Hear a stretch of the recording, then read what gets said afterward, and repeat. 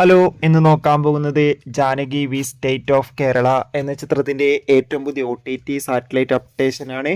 വീഡിയോയിൽ മുൻപ് video like ചെയ്യുക, ചാനൽ സബ്സ്ക്രൈബ് ചെയ്യാൻ വേണ്ടി ശ്രമിക്കുക.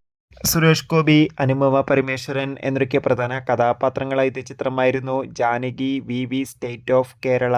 ചിത്രത്തിന് അത്യാവശ്യം ഒരു പോസിറ്റീവ് അഭിപ്രായം തന്നെയാണ് ഇപ്പോഴും പുറത്തുവന്നുകൊണ്ടിരിക്കുന്നത്. അതുകൊണ്ട് തന്നെ എല്ലാ സിനിമാ പ്രേമികളും ഒരേപോലെ ചിത്രത്തിൻ്റെ OTT സാറ്റലൈറ്റ് അപ്ഡേഷൻ അറിയാൻ വേണ്ടി ഏറെ ആകാംക്ഷയോടെയാണ് കാത്തിരിക്കുന്നത്.